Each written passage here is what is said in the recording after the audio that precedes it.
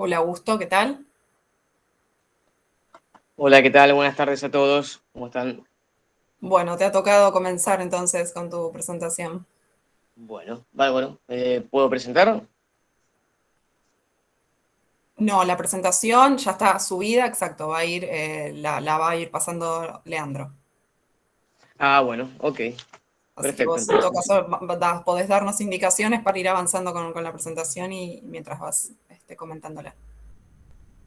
Listo, bueno, buenísimo. Entonces, Recuerdo que tenés 10 minutos, todos tienen 10 minutos para presentar. Cuando se esté cumpliendo el tiempo, yo les aviso para tratar de no pasarnos tanto y poder terminar a tiempo, porque tenemos una hora aproximadamente para la mesa. dale, ningún problema. Probablemente alguna de las diapositivas la pase más o menos rápido porque sí tengo unas cuantas, así que trataré de focalizar en lo relevante. Igual, Bueno, dale, no, dale, no, tranquilo, yo te no- aviso cuando se acerquen los 10 minutos o se pasen los 10 dale, minutos. bárbaro, muchísimas gracias. Bueno, en principio, bueno, agradecer a la universidad, a la Secretaría de Investigaciones, en los presentes por el espacio. Como mencionaron, el trabajo se llama Vertipuertos Metropolitanos. Hace un tiempo me encontré con el debate o surgimiento de este nuevo concepto de qué es la movilidad aérea urbana e interurbana mediante la utilización de vehículos eléctricos de despegue y aterrizaje vertical. En esta investigación recolecté información para caracterizar y clasificar vertipuertos en áreas urbanas con destino al transporte de pasajeros. Siguiente, por favor.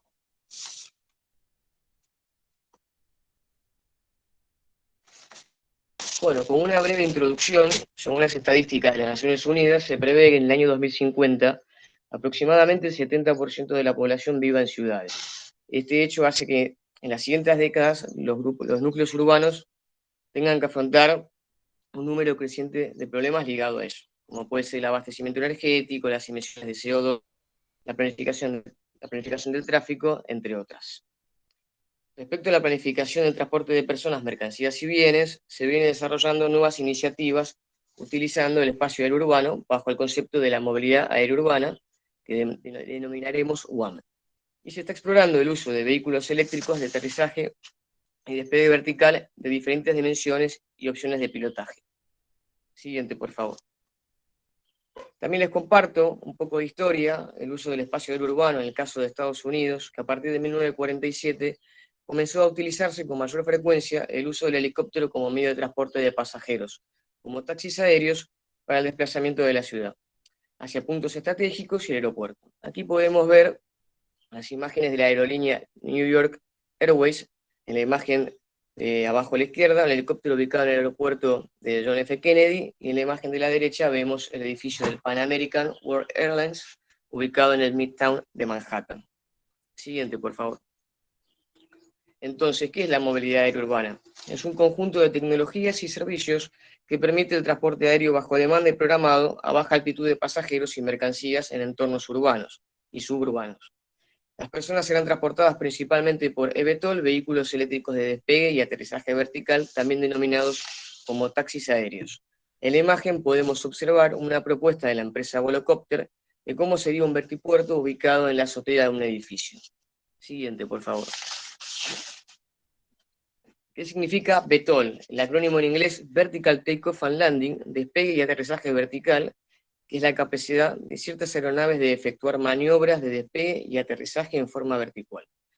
Hay cuatro diferentes tipos de energía para su propulsión: eléctrica, híbrida, fósil e hidrógeno.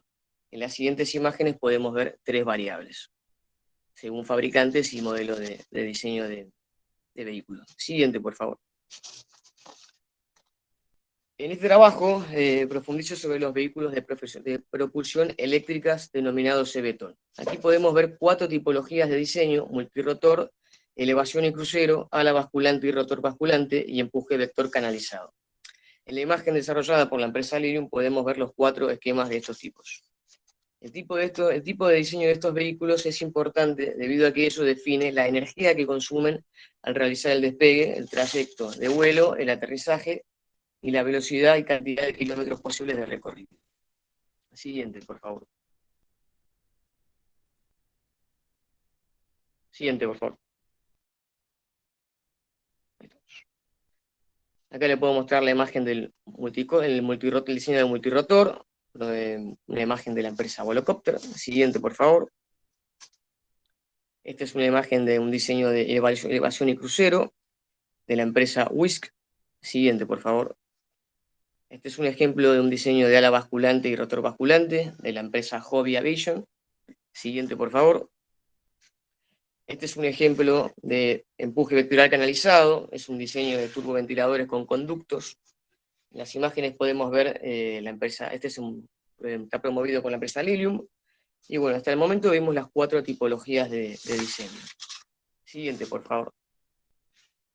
Se pueden clasificar según pilotaje, aeronave tripulada a bordo, como actualmente conocemos un helicóptero o un avión. Puede ser también una aeronave tripulada a distancia, como vemos en la foto, donde está la mujer con los controles de un simulador.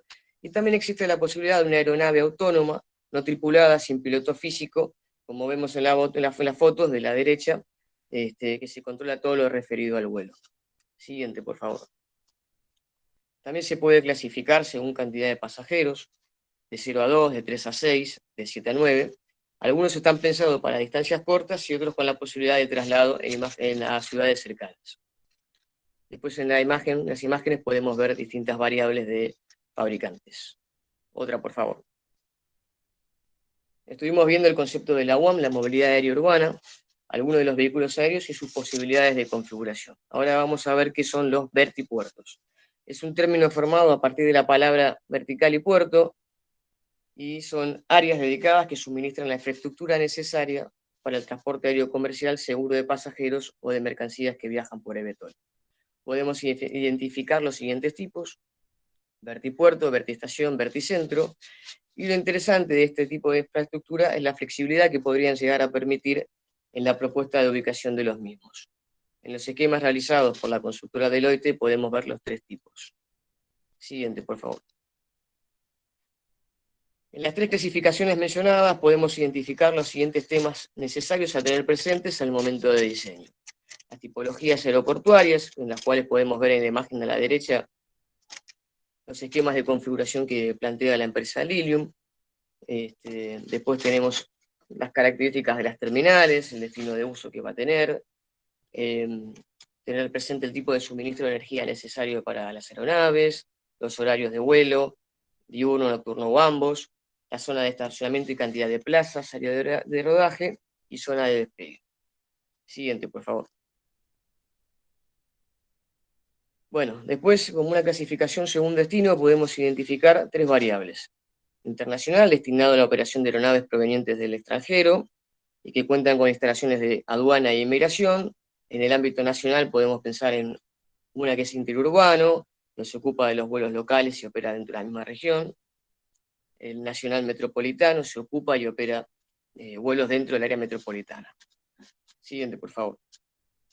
También se puede categorizar por ubicación geográfica y clasificación por altura.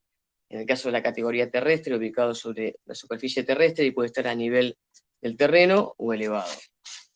Categoría acuática, ubicado sobre un cuerpo de agua, el vertipuerto puede estar implantado sobre una plataforma o podría ser sobre un vehículo marítimo. Una categoría mixta, combinación de terrestre y acuático, por ejemplo en el borde costero, con una parte de sobre la superficie terrestre y otra sobre un cuerpo de agua.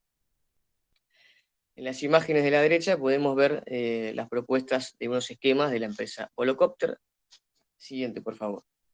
También podríamos clasificar por punto de referencia, ya que al tratarse de un entorno consolidado, un entorno urbano consolidado, es importante tener presente un punto de referencia, ya que brinda información preliminar de qué tipo de vertipuerto podría llegar a tratarse. Se pueden distinguir las siguientes posibilidades. Un aeropuerto, un edificio destinado específicamente a esa actividad, un edificio existente, un centro de transbordo, un puerto costero. Y ahí en las imágenes podemos ver propuestas de la empresa Volocopter, de Uber Elevate y del estudio MBRDB. Siguiente, por favor. Por otro lado, un eVTOL puede despegar y aterrizar verticalmente, pero la parte vertical puede estar limitada a la parte inicial del despegue, siendo el resto de la trayectoria de vuelo más o menos superficial. Por eso es de relevancia tener presente toda la trayectoria del vuelo del vehículo. Siguiente, por favor. Según la Agencia Europea de Seguridad Aérea, identifica 3 perfiles de despegue diferentes para que la movilidad aérea urbana se pueda adaptar para admitir todos los entornos urbanos posibles. La primera, un despegue convencional elevado, donde despega desde un punto elevado de la ciudad. La segunda, un despegue convencional en un área sin obstáculos cercanos. Y la tercera variable, un despegue vertical, en donde el perfil está diseñado específicamente para un despegue vertical en un entorno con obstáculos, con gran parte de la trayectoria del eVTOL realizándose verticalmente. Siguiente, por favor. Bueno, por otro lado, la Agencia Europea de Seguridad Aérea promueve dos categorías para poder certificar el uso de estas aeronaves: la mejorada y la básica. En el caso de la mejorada, los vehículos volarían sobre un cielo urbano en áreas congestionadas como ciudades. Entonces, por este caso, las condiciones de la realización del vuelo tienen que ser seguro y continuo. En el caso de la categoría básica, estos vehículos no vuelan sobre cielo urbano ni áreas congestionadas y tienen opciones para poder realizar un aterrizaje de emergencia controlado. Siguiente, por favor. Después, como complemento, la agencia promueve o plantea un concepto innovador que se llama, un concepto innovador en forma de embudo para garantizar despegues y aterrizaje sin obstáculos, denominada volumen libre de obstáculos. Esto garantizaría que estos vehículos puedan despegar y aterrizar con un segmento vertical significativo y tener en cuenta las restricciones ambientales y de ruido en el entorno urbano. Disculpa, Siguiente. Augusto, ya Sí, pasaron los 10 minutos, ¿eh? ya estoy, te falta una lámina. Dale. Te agradezco porque te decía que hice lo más rápido posible. Siguiente, por favor. Después, como síntesis de la investigación, realicé un cuadro con las categorías y clasificaciones que estuvimos viendo, y de este modo poder analizar las variables de configuración, estudiar cuáles son las relaciones que se pueden dar entre los distintos elementos, y si hay una sinergia entre sí o se restringen. En el cuadro podemos ver cómo se entrecruza la información de las tres categorías principales de vertipuertos, con las subcategorías y sus posibles clasificaciones. En esta búsqueda, la idea es generar una base que colabore para la futura evaluación de cómo ubicar un puerto metropolitano en un entorno urbano, que de cierta manera anticipe los potenciales impactos, ventajas y conflictos sobre el entorno inmediato. Muchas gracias. Después hay un... Bueno, muchas gracias a vos, Augusto. Gracias. Bueno, entonces avanzamos con la siguiente ponencia. La idea, bueno, es seguir avanzando en las 4 presentaciones que tenemos planteadas para hoy. Hacia el final tengamos un ratito y un momento de discusión. Por eso les pedimos tratar de cumplir con el tiempo. Y la siguiente ponencia es Categorías para corredores metropolitanos, el caso Sud-Sudeste, cuyos autores son Martín Orduna, Carlos de Candia y Dayana Buján. Hola, ¿qué tal? Buenas tardes. Bueno, del equipo está Carlos de Candia, así que voy a comentar un par de cositas al principio, después le doy la palabra a él. Adelante, Carlos. Adelante. Bueno, buenas tardes. Un gusto estar con todos ustedes acá en estas jornadas. Nosotros venimos del CETAM planteando algunos casos relacionados con la movilidad y transporte y territorio en el AMBA, y en este caso particular nosotros ya venimos trabajando con una investigación e indagación sobre la posible conceptualización e implementación de un nuevo corredor en el área metropolitana. Este corredor está inserto entre dos corredores ferroviarios del sur del AMBA. Siguiente, por favor.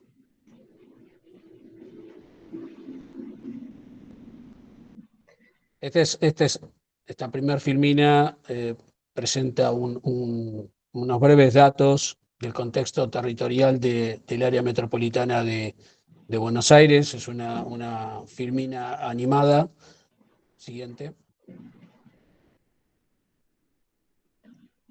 Sí, sí, si pasas toda la secuencia animada, O sea, si hacemos un comentario.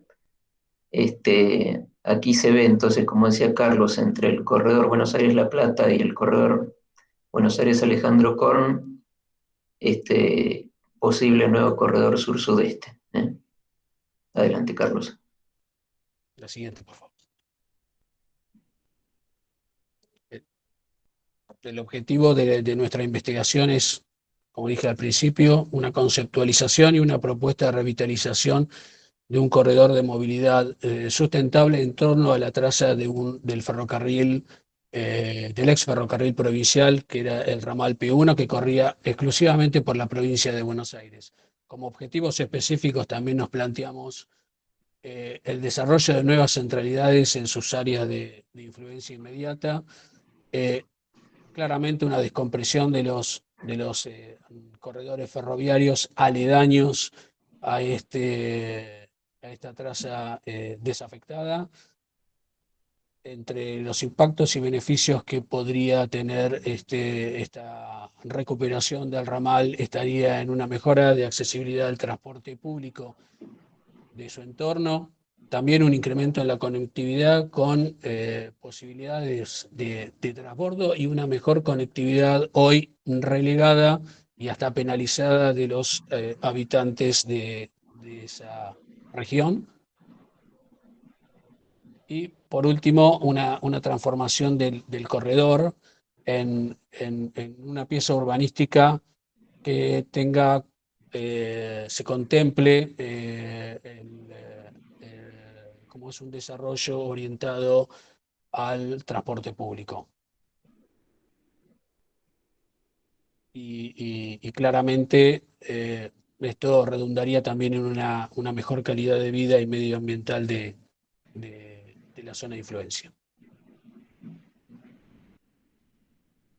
Esta caracterización breve del corredor metropolitano indica que fue un servicio que operó en el año 1927, lamentablemente quedó desafectado en el año 1977. Corría con una trocha angosta en 53 kilómetros de extensión entre Avellaneda y La Plata. Lamentablemente no tuvo acceso a la ciudad de Buenos Aires, a pesar de los distintos intentos que hubo para conectarlo al área central de Buenos Aires. El ferrocarril básicamente estaba dividido en dos tramos claramente diferenciados, que era el tramo 1 entre Avellaneda y San Francisco Solano, en Quilmes, y el siguiente de San Francisco Solano a La Plata. La idea que proponemos nosotros es una estrategia de implementación en subtramos. Siguiente, por favor. Martín, ¿vos querés hacer algún comentario respecto a esto? Sí, esto es un marco conceptual que entendemos puede ser de interés porque la primera columna marcaría toda la lógica ortodoxa digamos, de conceptualizar la demanda para poder brindar un servicio, ¿no? La demanda se va cayendo, se degrada el servicio y finalmente termina cerrándose. Nosotros creemos que hay que ir de abajo hacia arriba, desde planificar la oferta y a partir de empezar a dar el servicio competitivo, se va recuperando tanto la movilidad del transporte como también la traza urbanísticamente, como dijo Carlos, con un concepto TOD, ¿no? De desarrollo urbano orientado al transporte público. Adelante.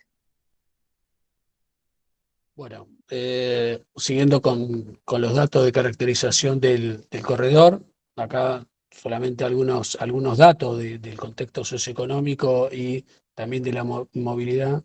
Digamos, fue a partir de la desafectación y la clausura del ramal, lamentablemente hubo un estancamiento del crecimiento de la población en distintos sectores del ramal. Y comparativamente con los corredores aledaños hubo un crecimiento, en el caso de la línea Roca, con una variación interseccional mayor en el mismo periodo. Ahí la tabla muestra en un periodo de 10 años cuál fue la variación en las distintas localidades que atravesaba el ramal, ¿no? Todo en base al INDEC. De todas maneras, en cuanto a la movilidad y el transporte, claramente esta desafectación del ramal generó distintas penalizaciones y eh, distintos tiempos de viaje mayores a los que pueden tener las estaciones de los ramales cercanos. Entonces esto ha generado en la población que reside ahí mayor movilidad en transporte público, fundamentalmente el colectivo, lo que redunda también en una cantidad de transbordos mayores y con los costos y tiempos que ello implica. Por eso ahí, al costado, en la imagen se puede ver las transacciones SUBE que nosotros hemos relevado, lo que da claramente que en torno a San Francisco Solano hay una importante movilidad y una necesidad de movilidad y articulación con el transporte público de esa región. Siguiente, por favor. Esta es la propuesta de revitalización del corredor. Lo planteamos en una primera etapa, obviamente los 53 kilómetros, planteamos una primera etapa que sería el tramo 2 que habíamos comentado con anterioridad, la recuperación de la infraestructura, según 3 variantes. Esas son las primeras 3 variantes que nosotros hemos esbozado para comentarlas y ver de profundizarlas. Una de ellas es la variante 1, que son 38 kilómetros entre San Francisco Solano y el área central de La Plata en la Catedral. La siguiente variante es un poco menor, ya en la periferia de la ciudad de Buenos Aires, hasta de La Plata, hasta la Avenida 520. Y la variante 3 era una variante corta en función de lo que comentábamos anteriormente de las filminas anteriores del entorno de San Francisco Solano, Monteverde, toda esa zona. 7 kilómetros sería una posibilidad de reactivación. El sistema claramente sería distinto del que operaba anteriormente y de lo que están operando actualmente los corredores ferroviarios aledaños. Esto sería un sistema de LRT de tipo tranvía ligero, y como decíamos también un concepto basado en TOD en los entornos a las estaciones. Como conclusiones, ya para finalizar y reflexiones, tenemos una oportunidad de repensar un corredor que con el tiempo se fue degradando y las posibilidades de recuperación existen. Creemos nosotros, somos optimistas de que se puede reconvertir y a través de un corredor de movilidad sustentable. Tenemos una potencialidad de revitalizar un séptimo corredor y recuperar la operatividad a través de este corredor, de implementarse y que tenga las características operativas de los restantes corredores del área metropolitana. Obviamente, todo esto beneficiaría también a la población en una mejor integración y articulación con los distintos modos de transportes dentro del corredor mismo y los corredores tanto longitudinales como transversales. Incrementar, obviamente, un nivel de accesibilidad al transporte público, las condiciones de NBI y también de consideración de patio de atrás, como decíamos siempre para este ramal ferroviario, permitiría una mejor accesibilidad a los usuarios para el transporte público. Y sería un corredor, digamos, vitrina para una secuencia de nodos con alcance TOD para otras instancias de replicabilidad. Y bueno, además está por decir que esto redundaría también en una calidad socioambiental, tanto del corredor como de su área de influencia. Así que bueno, muchísimas gracias. Muchas gracias. Muchas gracias, Martín y Carlos. también por cumplir con el tiempo, así que vamos bien. Bien, anduvimos bien. Sí, sí. Bueno, seguimos con el mismo equipo también que va a presentar otra ponencia que se llama Determinación de criterios de calidad para calles residenciales, categorización para la movilidad urbana a partir del nuevo paradigma de la sostenibilidad, cuyos autores también son Martín Orduna, Carlos de Candia, Mercedes Lavezzolo y Nicolás Rayo.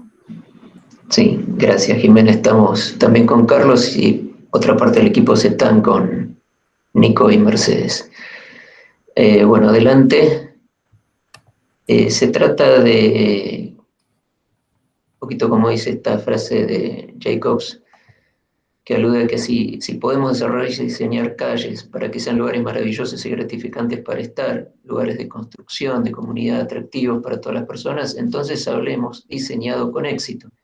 Cerca de un tercio de la ciudad directamente habremos tenido un impacto inmenso en el resto. O sea, apunta más a lo bien local, a lo barrial y adelante, con la idea de alguna manera, con esta secuencia que vamos a barrer, de un poquito ver la problemática con un caso de estudio, enfocar un poquito a criterios de calidad con una metodología, resultados y conclusiones. Sobre esto quedamos de alguna manera adelante en pasar de un paradigma de la modernidad que se basó básicamente en entender que el auto era una solución, al paradigma de la modernidad a la sostenibilidad, ¿no? Donde entendemos definitivamente que el auto no es una solución sino un problema y a eso apuntamos, a remontar de alguna manera este siglo semi perdido, podríamos decir, hacia lo que entendemos este paradigma que, de la sostenibilidad que ha tenido un golpecito, ¿no? Con la pandemia, porque estamos aparentemente en 10 puntos más de motorización que antes, y creemos que de alguna manera hay que reinyectarle fuerza. Por eso un poquito esta ponencia, y le dejo la palabra a Nico y a Carlos para que sigan adelante. Gracias. Bien. Carlos, ¿querés comentar algo vos? Bueno, sigo yo. Sí, comentar, perdón, Nico, un Perdón, poquito de perdón, esto. Ahí está, dale, Carlos. ahí está, perfecto. Disculpen. Bueno, a partir de los comentarios iniciales de Martín, digamos, entendimos conveniente replantear algunos aspectos relacionados a las áreas residenciales para tratar de ver algunas cuestiones de criterio. Pero para eso nosotros planteamos como problemática general, lo que ustedes están viendo en pantallas, a partir de una crisis de sostenibilidad, la necesidad de incrementar y lograr mayores espacios sostenibles para mejora de la calidad urbana.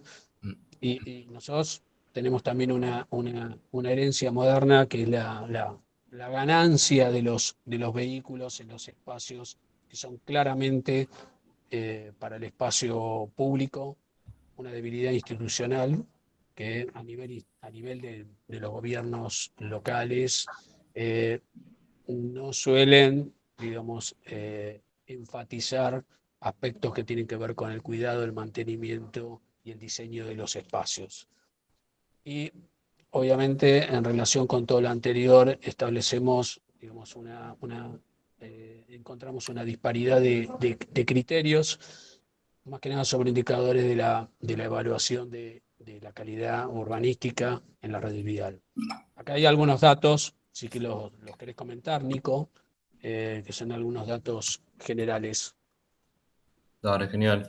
Sí, bueno, sabemos que entre un 25 a 30% de las ciudades son calles, un 70% del espacio público es destinado al automóvil y, bueno, 5,5 hectáreas de espacio verde es recomendado cada 10.000 habitantes, ¿no? Entonces tenemos como esta crisis, tenemos todo este espacio que son las calles, decir, bueno, ¿cómo hacemos? Las ciudades tienen como este problema, esta crisis de espacio verde, ¿cómo hacemos para crear un espacio mejor, ¿no?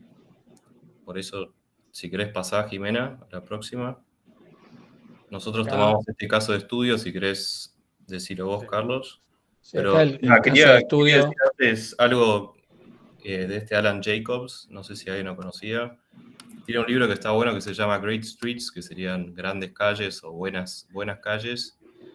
Y el tipo lo que hizo fue, bueno, era un urbanista y él, antes de que existiese Google Street View y todas esas cosas, el tipo viajaba y estudiaba y decía, bueno, ¿qué calles son buenas y qué calles son malas? No sé, se fue a todos lados, París, todas calles que él consideraba buenas, porque siempre nosotros tenemos algo que decimos, bueno, ¿qué hace una buena calle?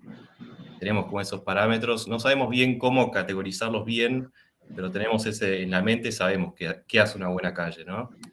Entonces, nada, como vimos al principio, este Adam Jacobs hizo todos los cortes, hacía plantas, axos, todo, analizando y buscando el porqué de qué hace que una calle sea buena, ¿no? Así que bueno, nosotros, si querés, Carlos, seguí vos, este es nuestro caso de estudio.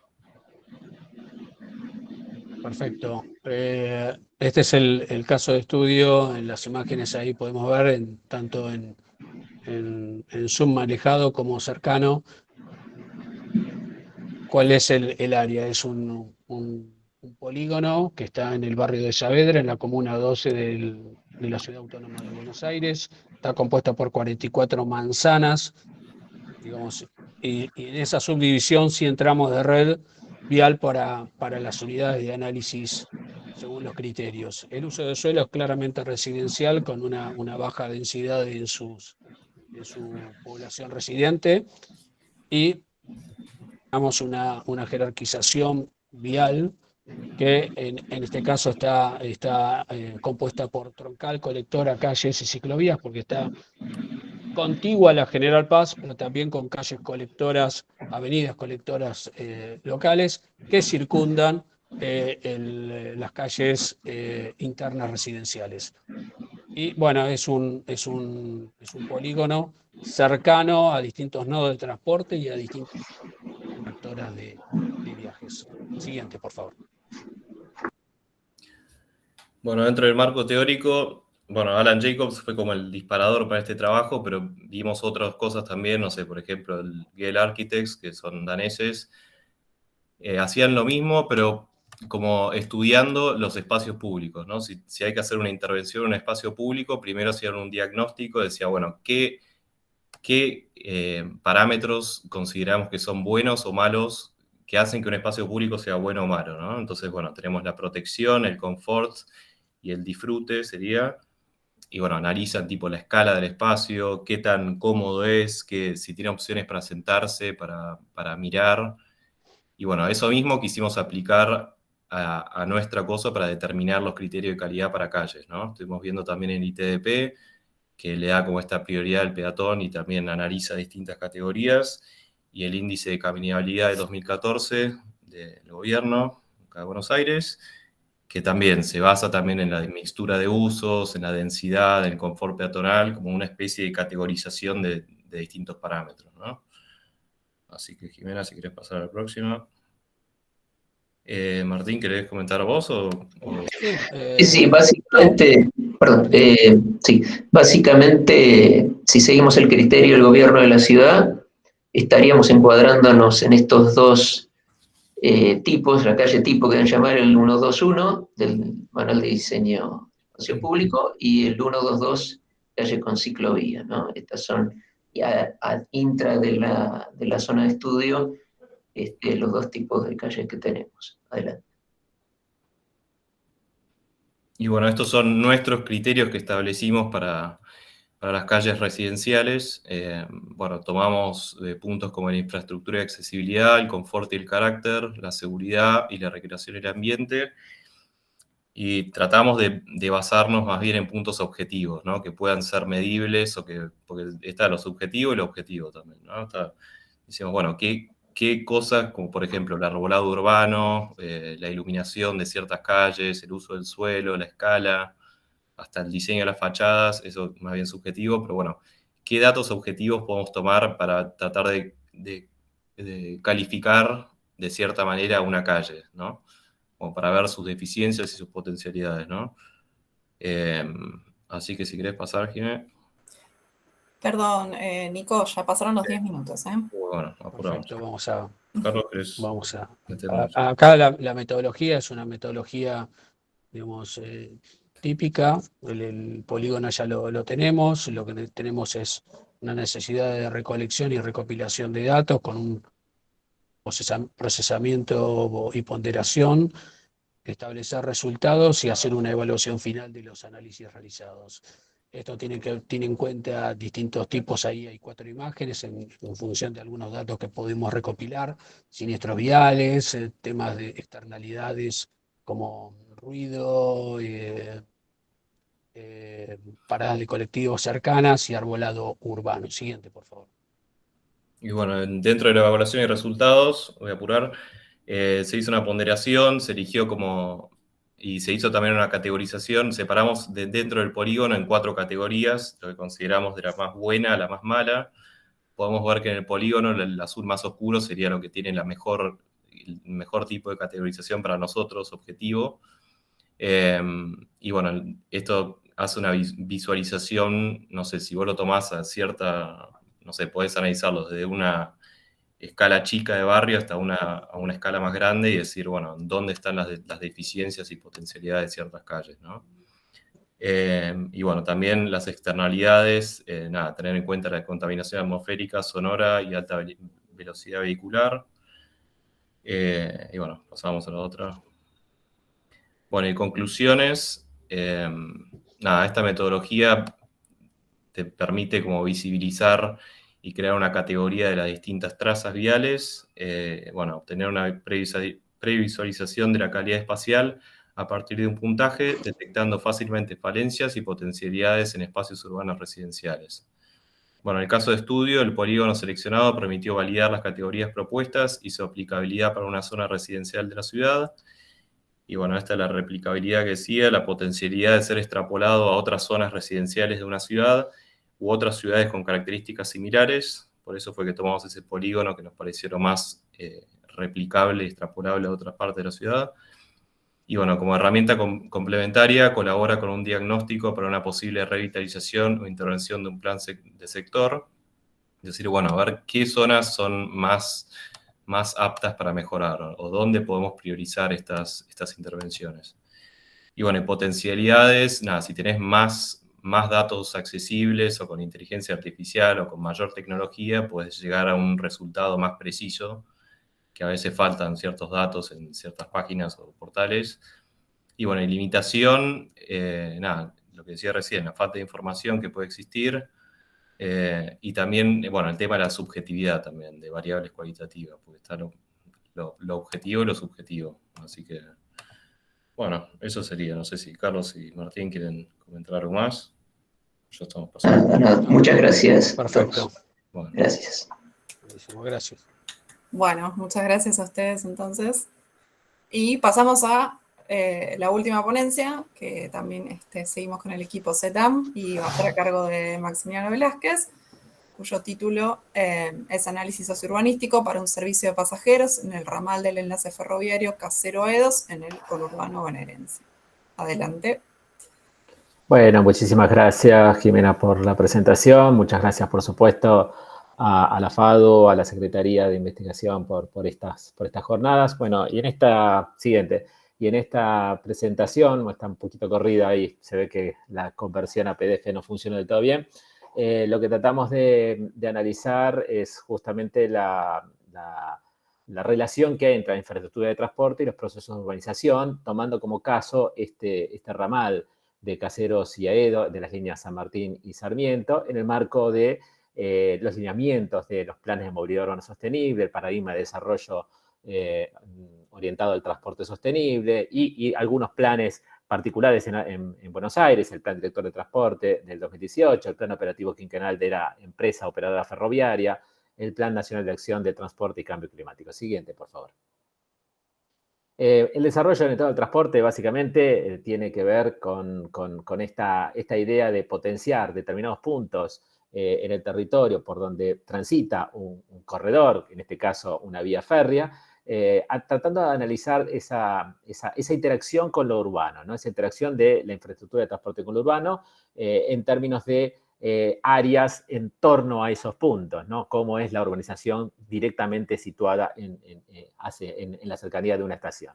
Y en este caso en particular es un ramal que no tiene ninguna estación intermedia, con lo cual habría una potencialidad, vamos hasta la siguiente, hay una potencialidad importante de tratar de analizar en este enlace entre dos líneas ferroviarias como son el San Martín y el Sarmiento, las líneas centrales del ferrocarril en Argentina, en la región metropolitana, perdón, analizar ese enlace que actualmente es solamente de carga y solamente para el traslado de formaciones a sus diversos talleres. ¿Qué pasa si ese ramal se convierte en un proyecto de servicio regular de pasajeros? Vamos a la siguiente, por favor. En esta podemos ver que esa interacción que pasaba por el final, digamos, de los terrenos urbanizados, allá cuando fue planificado en los años 20, por aquel aeropuerto de Palomar, también planificado por esos mismos años. Hoy está en un terreno en donde está fuertemente urbanizado y fuertemente con aspectos residenciales y con aspectos industriales, más que nada en la zona de la Cantábrica, ahí cercano a la estación Aero. Con lo cual, la pregunta es, a ver, ¿cuál podría llegar a ser la ubicación óptima para paradores o estaciones de acuerdo a los principios que el desarrollo orientado al transporte sostenible tiene, ¿no? Para eso hicimos una selección primaria de 8 alternativas. Básicamente, fíjense que están cruzados en aquellos lugares donde las líneas de colectivo justamente cruzan la vía, donde efectivamente podemos lograr cierto intermodalismo, ¿no? Que era otra de las propuestas centrales para que el desarrollo orientado del transporte potencie a su vez este corredor como hilvanador, ¿no? de los flujos de transporte hacia lo urbano. Siguiente, por favor.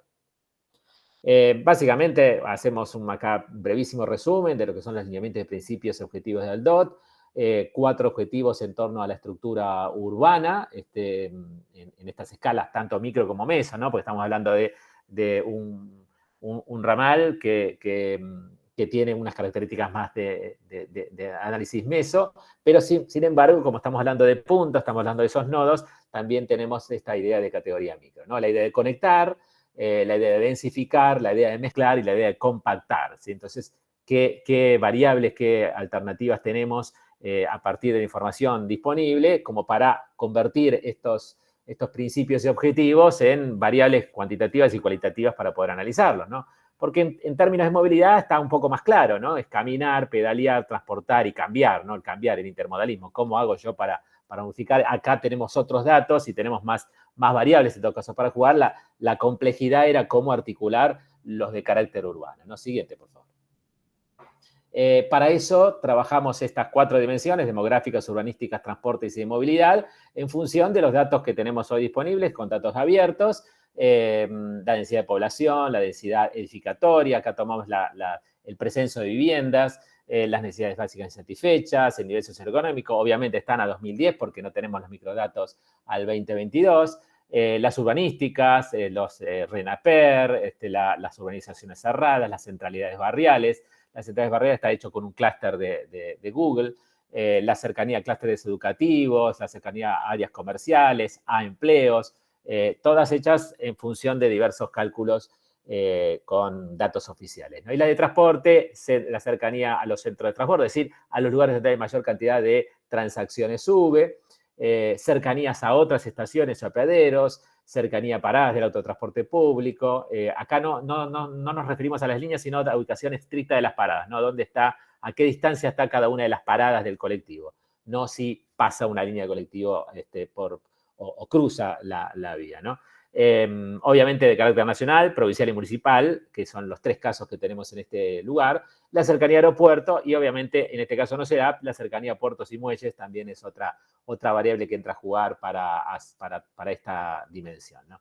Y en movilidad, estas sí son todas muchas más de carácter un poco más quali que quanti, porque básicamente hay una estimación del flujo de tránsito vial liviano, como en general estas áreas residenciales no tienen conteos realizados en forma automática, se realizan estas estimaciones en función de unos cálculos que hace Google respecto de o Waze o cualquiera de las otras, ¿no? Respecto de la cantidad de congestión que tiene una determinada calle en determinados momentos del día, y eso hace un promedio que pinta la calle como de flujo o como de no flujo, ¿no?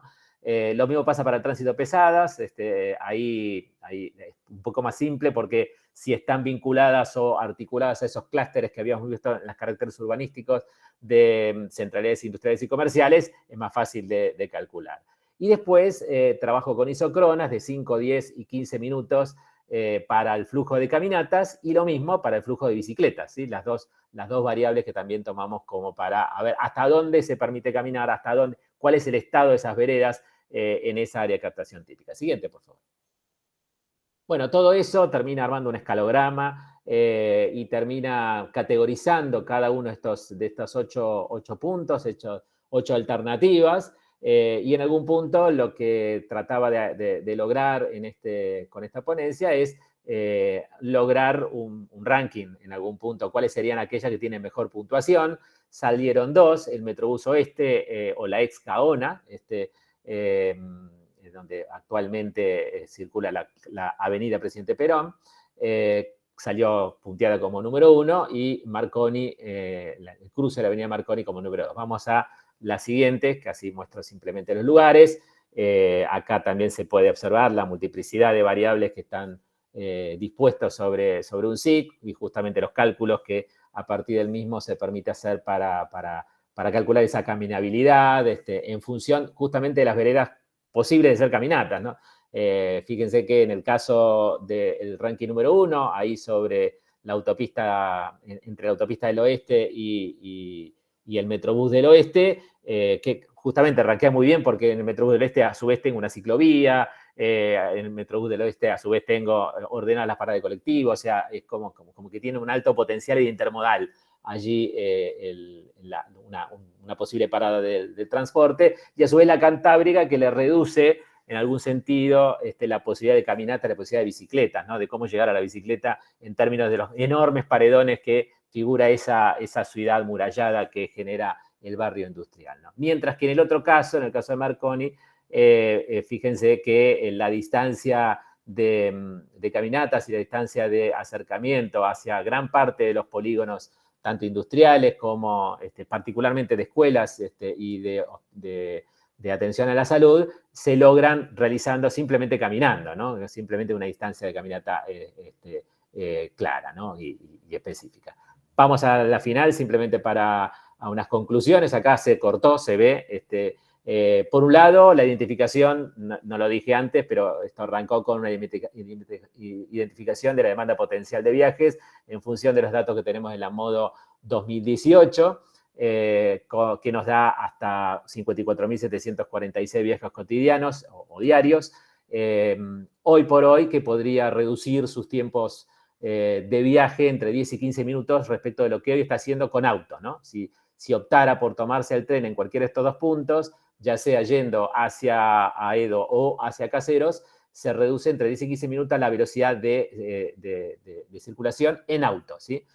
Si lo tomo en transporte público, estamos hablando de reducciones de 40 minutos, ¿no? De 30 a 40 minutos entre esas áreas, que en realidad no estamos hablando de muchos kilómetros, simplemente, o de mucha distancia, simplemente que tienen muy baja conectividad o que hay que tomar, o que los colectivos tienen que ser recorridos más imbrincados.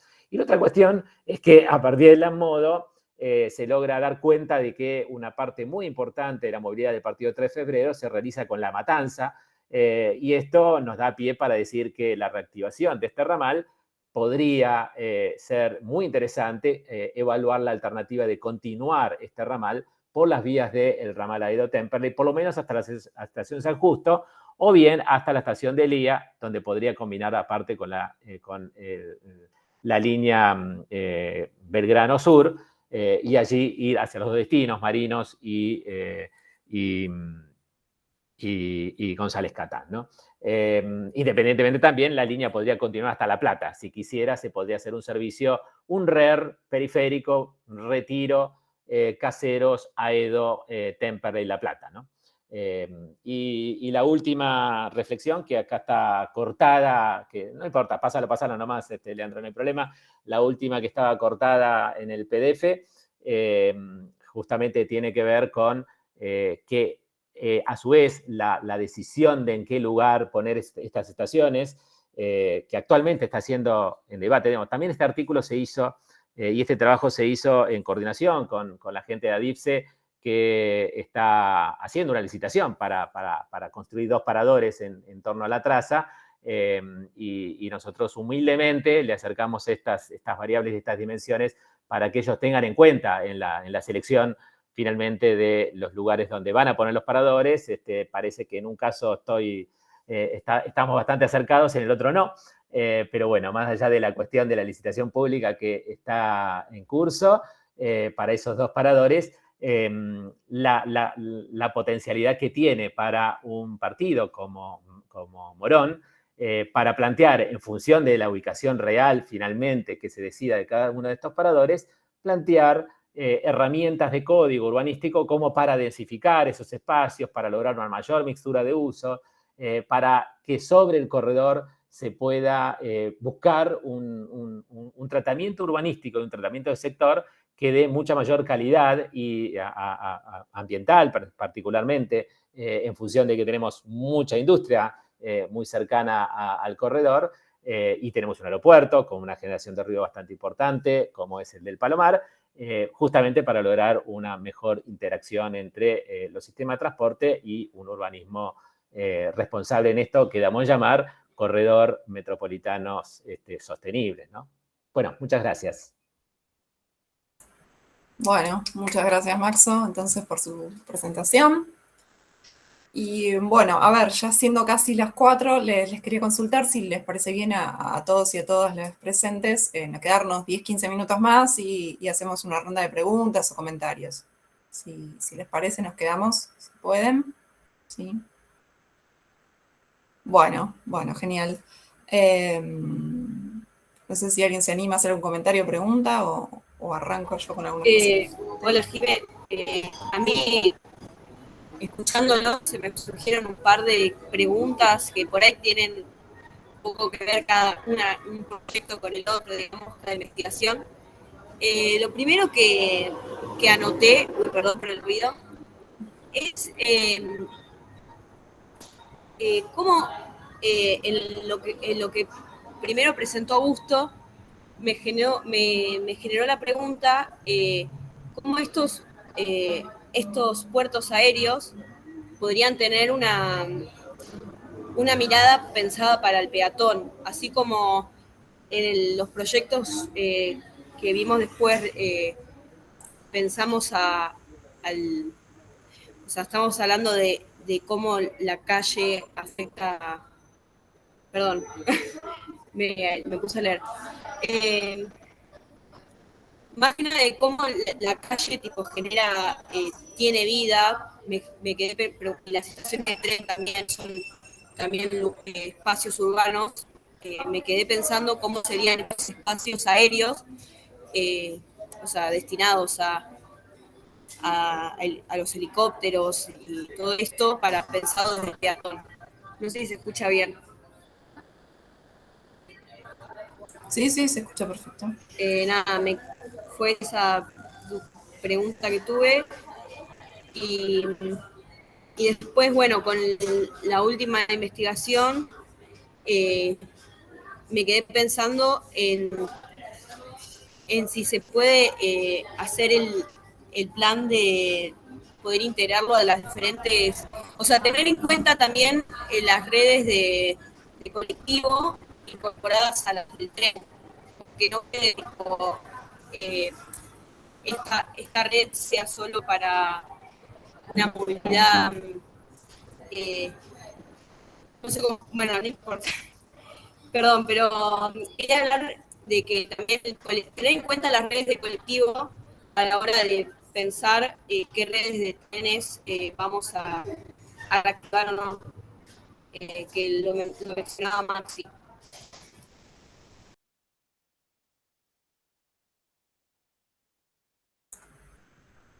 Bueno, ¿quieren que hagamos una ronda de preguntas y después contestamos todas juntas o prefieren ir respondiendo puntualmente? Bueno, seguimos entonces con la ronda, no sé si hay más preguntas, así después ya hacemos las respuestas todas juntas.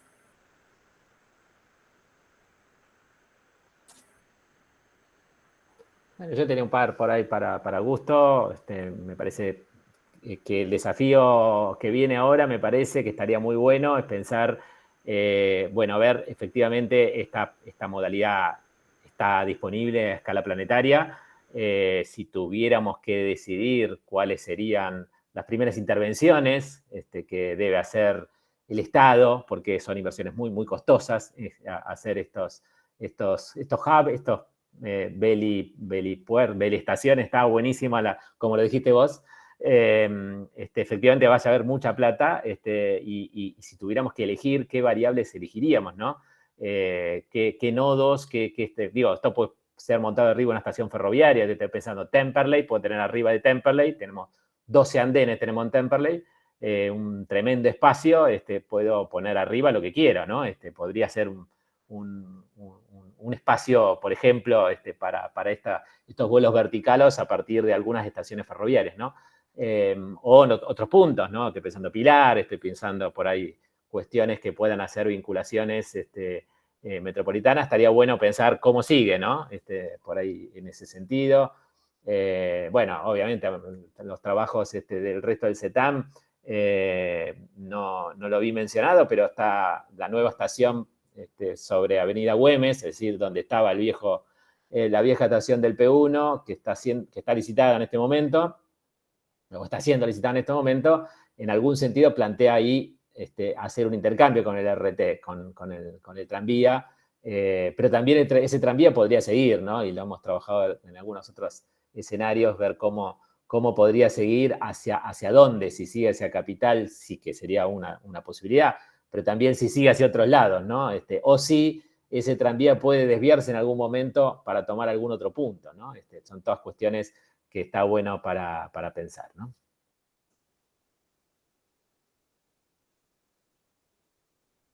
Yo quería hacer un comentario a propósito de lo que consultaba, de lo que preguntaba Miranda, y tiene que ver con las presentaciones que hemos hecho de los proyectos de recuperación ferroviaria. Todos tienen que ver básicamente con lo mismo. Primero con una cuestión de recuperación en sí misma y por el otro lado de potenciar y fomentar, por un lado, la accesibilidad, porque no tenemos accesibilidad plena. Lamentablemente, en distintos sectores tenemos bolsones de falta de accesibilidad.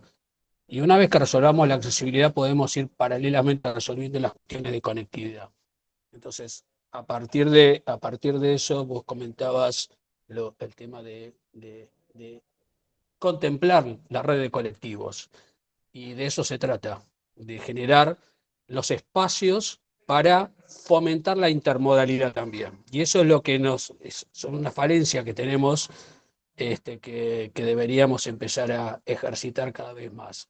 Generar por un lado la accesibilidad, la conectividad y por el otro lado la intermodalidad, que es eso es lo que vos planteabas. Sí, yo quería despedirme porque tengo que partir, pero completar un poquito la idea de Maxo con respecto a la traza del P1 que debe ingresar a Buenos Aires. Siempre está latente esta cuestión que al terminar en Avellaneda como cabecera, nunca entraba a Buenos Aires y eso fue un talón de Aquiles importante con respecto a la demanda. Así que indefectiblemente debería en esta revitalización tener acceso a la ciudad autónoma, eso indudablemente. Bueno, buenas tardes, muchas gracias a todos, saludos. Gracias, Disculpen. Martín, saludos. Chao. Sí, yo apoyando lo que decía Carlos y en algún sentido trabajando esto que preguntaba Miranda, las dos selecciones justamente de estaciones tienen que ver con potencial intermodalismo con el transporte público automotor, ¿no? Y particularmente con un entorno que es Morón, en el cual conviven las tres redes, ¿no? La red de transporte nacional, la red de transporte provincial y la red de transporte municipal. Justamente el mayor punteo de de ese punto de intercambio entre transversales de colectivos y el ferrocarril, es por eso en algún punto que fueron elegidas, ¿no?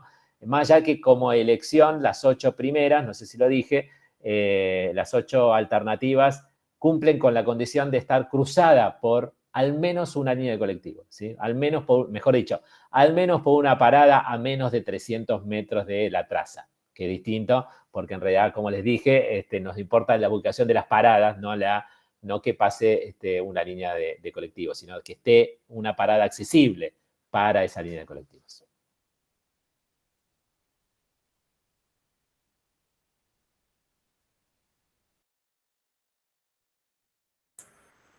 Bueno, no sé si surge alguna consulta más. Si no, aprovecho y hago un par de preguntas que tenía, que fui ahí anotando cuando leí sus ponencias y cuando vi las presentaciones.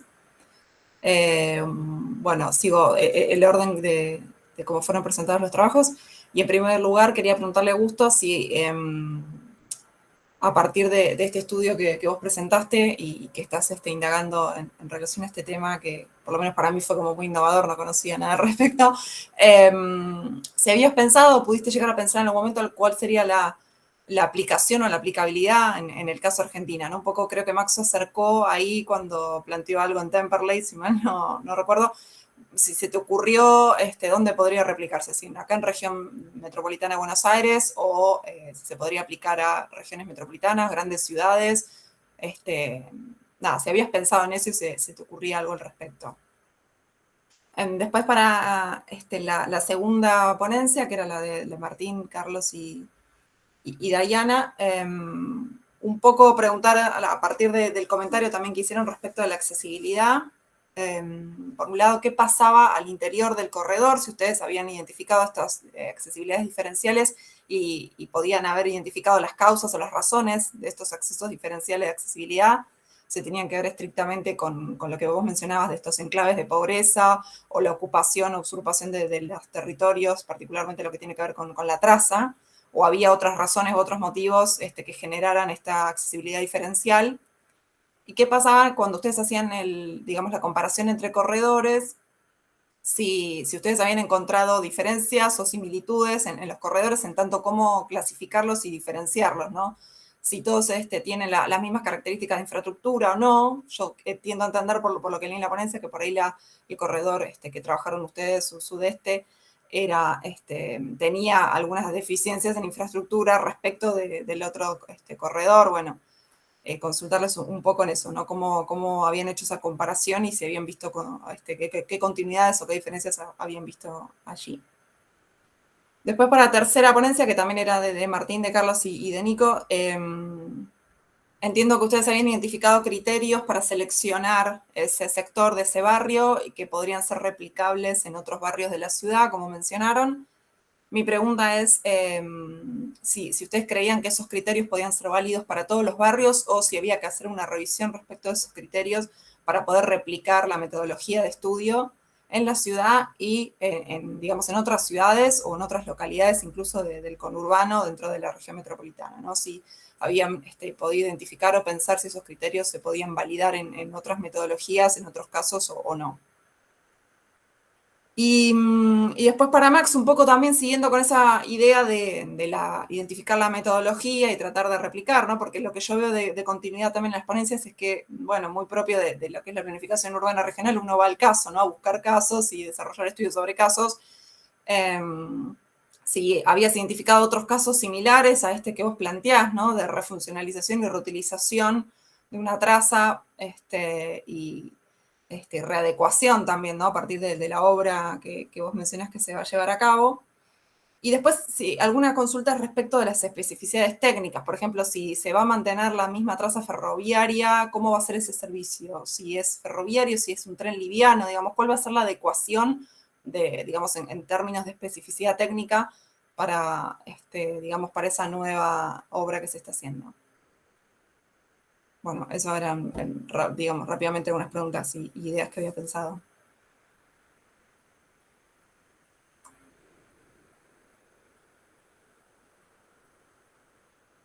No sé si hay más preguntas o más comentarios, y si no arrancamos con con las respuestas. Dale, ¿qué hacemos? ¿Vamos en orden? ¿Vamos en orden? Si Dale. quiere, Dale. en el orden que... Si les parece bien, les hago un poco las respuestas a las consultas. En principio voy a arrancar con la pregunta de Maxo, que es como la más macro, la globalizadora, y después de alguna manera se va a mixturar con la de Jimena y con la de Miranda. A ver, en principio el tema de la escala planetaria es una cosa bastante compleja. Hay, que mencionás el tema del Estado, claramente tiene que estar totalmente vinculado con todo esto, porque estamos hablando siempre de espacio aéreo que es público, así que tiene que haber un vínculo, una sinergia muy, muy relevante. En este caso yo no mencioné, pero bueno, dentro de la lectura que en general las asociaciones, las federaciones aeronáuticas tienen un vínculo directo con todo esto. En principio, la lectura general se promueve mucho con el tema de la exposición de estos temas. En realidad forma parte de una investigación un poco más grande, y esto es una parte puntual en donde por ahí caracterizo el tema de los vehículos y los vertipuertos. Voy a dar por ahí ejemplos que tienen que ver con el posible uso y implementación de este sistema. El primero de ellos es la alcaldesa de París. Había salido un artículo que había llamado a concurso para que se utilizasen este sistema en el traslado de pasajeros desde el aeropuerto a, no sé si la Villa Olímpica, que se va a realizar, no sé si el año que viene. Entonces ahí ya empieza a tener una vorágine. Después en Londres también estaba construyendo el primer vertipuerto. Hay varias empresas que ya hace tiempo que están trabajando, obviamente que para llegar a la aplicación per se todavía falta, pero desde que arranqué hace un par de años a estudiar el tema hoy puedo decir que hay muchísima más información, y es como muy contemporáneo, y van surgiendo esto, como mencionaba por ahí en la investigación, de certificaciones que den las condiciones para que se puedan utilizar.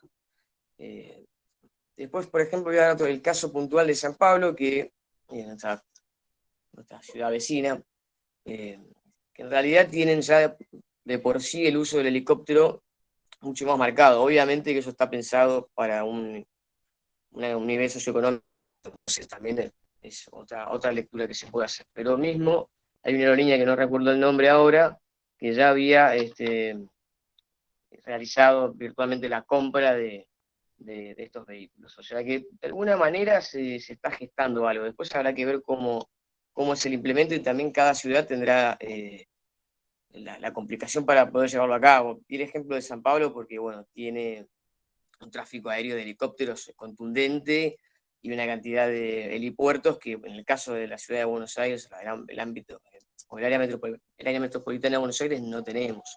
Entonces, nada, hay como que salvaguardar las distancias. Después, en general, esto que mencionás de intermodalidad, bastante de estos temas están enfocados a que de alguna manera se vinculen áreas distantes, esto que siempre hoy se conversa de una persona que tiene que analizar, no sé, desde el caso de, puede ser Pilar, puede ser La Plata, un viaje en transporte público, y que pudiese llegar a existir la posibilidad, si se diesen las condiciones de que esto tuviese una accesibilidad económica para el uso de todos,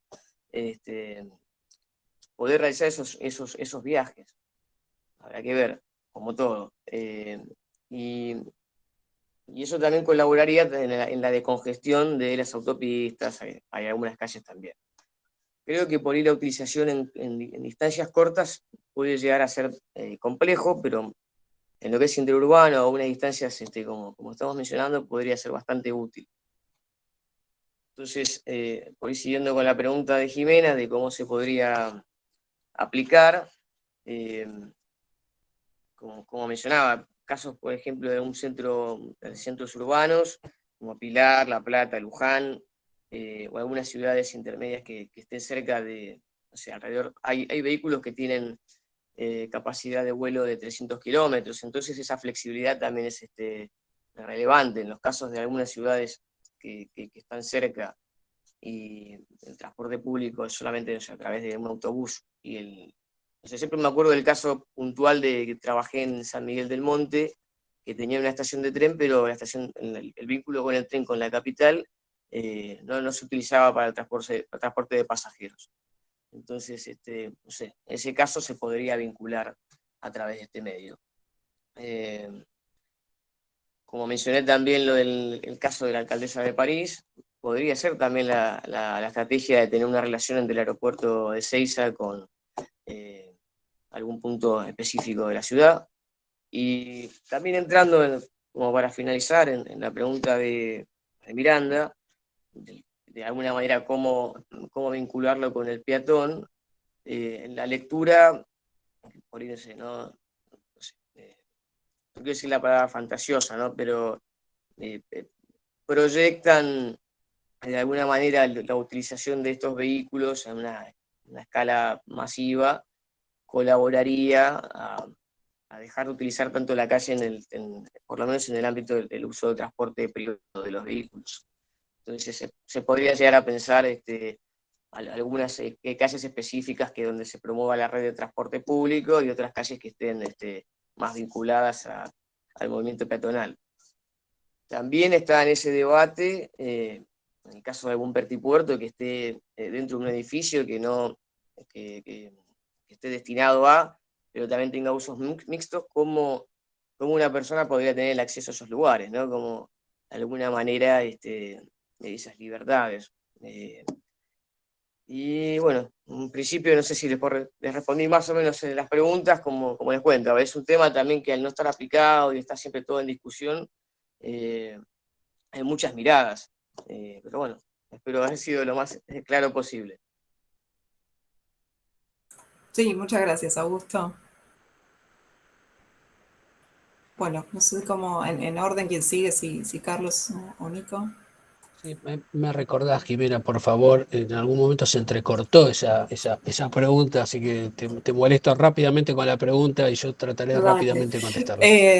Eran como dos preguntas. Por un lado, si ustedes habían identificado, entiendo que sí por tu comentario, de la accesibilidad diferencial dentro del corredor y cuáles eran las razones o los motivos, digamos, atrás de eso, más allá de lo que habías mencionado de los enclaves de pobreza y de la ocupación o usurpación de la traza. Y digamos eso, cuáles eran los factores atrás de esa accesibilidad diferencial. Y después, por otro lado, cuando hacían el estudio comparativo entre corredores, si ustedes habían identificado, o sea, qué continuidades y qué diferencias se habían identificado entre esos corredores, entendiendo que había alguna deficiencia en términos de infraestructura entre uno y otro, digamos, cómo encontrar esos puntos en común para hacer la comparación entre los dos corredores. Bien. Respecto a la primera pregunta, rápidamente, en algún momento nosotros, en los distintos estudios que estuvimos haciendo en relación al área de influencia inmediata del ramal P1, hicimos un análisis georreferenciado. Diana Buján no está, pero bueno, ella, digamos, estuvo trabajando bastante, digamos, en cuál es la relación, digamos, de necesidades básicas insatisfechas, digamos, cuáles son los bolsones y cuáles son los espacios intersticiales donde están situadas esas necesidades, y en función de eso hubo una relación para establecer cuáles son los déficits de accesibilidad que tenían esas personas. Encontramos sitios donde prácticamente, y no en uso de ferroviario, en uso de suelo ferroviario, sino más alejados, encontramos, digamos, tanto en situaciones irregulares de ocupación como regulares, normales, hemos encontrado, digamos, distintas necesidades de accesibilidad. Y por otra parte, también encontramos por una cuestión, digamos, de trama urbana. La trama urbana que está en torno al P1, sobre todo en la zona más densamente poblada. Esto es ya de Monte Chingolo para Monteverde y un poquito más para el Pato. Digamos, toda esa zona de ahí, la trama urbana no es ortogonal y no es paralela a la traza ferroviaria.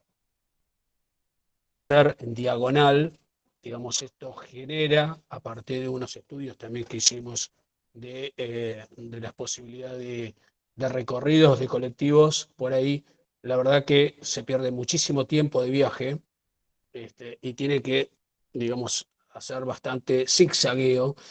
Entonces, muchas veces esos colectivos no llegan a tener la capilaridad a ciertos barrios, a ciertos sectores donde la movilidad es sumamente necesaria. No sé si te contesté con esa pregunta la primera. Eh, y la segunda, con los corredores aledaños. Prácticamente el P1 es una suerte de bisectriz, digamos, así fue llamado por los distintos especialistas que nos antecedieron en las investigaciones de recopilación de este ramal, entre los dos ramales ferroviarios del Roca. Obviamente los dos ramales ferroviarios del Roca están sumamente consolidados, electrificados, digamos, son corredores masivos metropolitanos, pero inclusive llegamos a hacer también algún análisis de cuál sería primero la posibilidad de recuperación. Inmediata, por los costos de infraestructura y demás, el material rodante claramente tendría que ser liviano, sí o sí, sustentable, digamos, y como decíamos, a contribuir a los gases de efectos invernaderos, digamos, ya es un corredor sustentable, tanto, digamos, a nivel TOD como en funcionamiento ya de la oferta. Y por el otro lado, en la cuestión de la demanda, si el corredor de movilidad sustentable estuviera funcionando hoy en día, dada la consolidación y el crecimiento de la mancha urbana en distintos tramos, claramente debería tener, a valores actuales, debería tener una demanda del orden del Belgrano Sur o del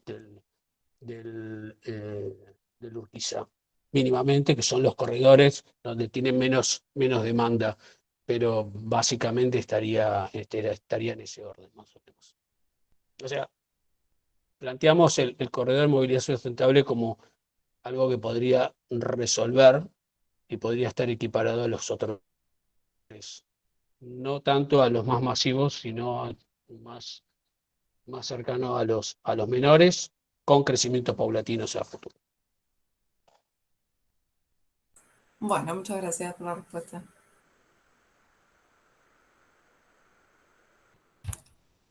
Bueno, y la próxima pregunta, no sé si vos, Carlos, tenés algo para decir. No sé si habías dicho vos, Jimé, que si era replicable a otras partes de la ciudad, ¿no? O algo así era la pregunta, ¿no? ¿Puede ser? Sí, sí, ustedes habían identificado que en los criterios que ustedes plantean para selección había que hacer una revisión de esos criterios o habían identificado algún otro criterio, algún otro indicador que tengan que sumar o revisar para poder replicarlo tanto en la ciudad como en otras ciudades, localidades, por ejemplo, dentro del conurbano. Bien. Sí, nos pareció interesante analizar las zonas residenciales de baja densidad porque, no sé, viendo esto del estudio de Gell, ponele que hizo bastantes intervenciones, pero todas en zonas céntricas, ¿no? Y hoy en día, no sé, siento que acá en Buenos Aires, no sé, en algunos otros lugares, la calle es como la extensión del living de tu casa, ¿no? Acá es como, la calle es como algo mal visto, ¿no? O algo sucio. En otros lugares es como un lugar de encuentro, es como, nada, como dije, la extensión del living de tu casa, ¿no? Entonces, decir, bueno, ¿cómo podemos mejorar estas zonas relegadas? Porque, no sé, muchas veces para el argentino el sueño es tipo comprarse la casa y tener el jardincito afuera, ¿no? Es decir, bueno, ¿cómo recuperar este espacio público que tenemos, que es el 30% de la ciudad? Y nada, mejorarlo y sumarlo al espacio público, ¿no? Y nada, siento que habría que hacer como una clasificación, ¿no? Para zonas centrales habría que tener como otro tipo de metodología que para zonas de baja densidad, ¿no? No es lo mismo, no sé, capaz cambiar ciertos valores de cómo se pondera esa categorización, ¿no? No sé vos, Carlos, qué opinás, pero... No, coincido porque hay distintos Nada. criterios, es decir, hay distintos criterios, digamos que son más que nada de bibliografía, hay otros casos de criterios que son en bases a buenas prácticas, hay otros, digamos, hay otros que están aplicados a distintas morfologías urbanas y a distintas geografías, pero no hay criterios únicos y creo que hay que seguir investigando a ver cuál es digamos, cuál es el que se más adapta a esos casos de estudios de posibilidad de replicabilidad, ¿no? Bien. Bien, gracias por las respuestas. Bueno, me sumo entonces ahora. A ver, un par de cositas. La primera, toda esta serie, set de indicadores, en algún sentido, como ven, figura la palabra puertos, muelles, etcétera, con lo cual fue pensada originalmente para hacer una especie de mapeo muy rápido sobre los centros de transbordo, sobre los nodos de conectividad pública, básicamente, que básicamente son casi todos los puntos de estación, más algunos otros, que son aquellos nodos intramodales, por ejemplo, colectivo-colectivo, ¿no? De la región metropolitana. Y por tanto, el algoritmo, todo esto está montado sobre un SIG, y ese SIG corre después sobre Python. Por lo tanto, los algoritmos están pensados genéricos, no están pensados en términos de una traza en particular, ¿no? En este caso, fueron ejecutados sobre el tramo de este ramal. En la presentación del año pasado de estas jornadas presenté una versión anterior de este mismo proyecto sobre la traza de la electrificación del ferrocarril Mitre, ¿no? Los dos tramos nuevos eléctricos, o mejor dicho, las licitaciones en curso sobre tramos eléctricos básicamente en el partido de Tigre, ¿no? Los dos ramales diésel actuales. Con lo cual, hasta ahora lo vengo probando en varios ramales con bastante éxito. Falla un poquito el algoritmo, empieza a tener algunas dificultades cuando me voy a entornos mucho más rurales, en términos de que la información para tener las distancias de recorrida y demás surge de OpenStreetMap, y OpenStreetMap tiene mucha mayor precisión en entornos urbanos consolidados que en entornos urbanos no consolidados. Con lo cual, por ejemplo, ahora estamos ejecutando para el Ministerio algunos tramos en algunos ferrocarriles, algunos ramales diésel más lejanos, ¿no? Todo lo que es la vía desde Capilla del Señor a San Antonio de Areco, y allí el algoritmo empieza a fallar bastante. O sea, de ahí hay que ajustar bastante porque no tengo la precisión, inclusive tampoco tengo la misma precisión en los datos abiertos, ¿no? Mientras que los datos abiertos de la ubicación de una escuela en primera corona, segunda corona y cava es casi exacta, casi la altura y puntos geográficos están en la altura de la calle. Cuando me voy a escuelas rurales, el punto está en algún lugar del campo, ni siquiera está en la ubicación exacta que si uno después pone ese punto contra la imagen satelital, te da diferencias. Y eso obviamente hace que el algoritmo funcione en forma más deficiente. Digamos, fue pensado para eso, fue pensado para tener un mapeo más rápido y después, por supuesto, que ajustarlo a cada situación de campo. Esa era una, la otra no me acuerdo, Jimé. Esa era la global respecto de qué. La segunda, los materiales, ahí está. En este momento está parada la licitación, o mejor dicho, está parada el pliego de licitación, porque se planteó una discusión interna dentro del grupito, digamos, de gestión. Originalmente esto era un proyecto del fallecido ministro Meoni, que planteaba poner unas duplas para hacer este servicio exclusivo entre los dos puntos, entre Aedo y Caseros, utilizando el último andén de Aedo, o sea, no el andén que cruza, sino el último andén, que es un andén intermedio, no es ni alto ni chico, es el andén que tenía el tren que iba a Puerto Madero. No tiene la altura del tren eléctrico ni tiene la altura del piso bajo, ¿no? Y eso implicaba hacer una obra en Caseros para hacerlo a medio nivel, por lo tanto, hacerlo circular con formaciones especiales. Y el primer armado de ingeniería de los módulos de estaciones fue pensado para una estación corta, para albergar una formación de unos 45 metros total, ¿no?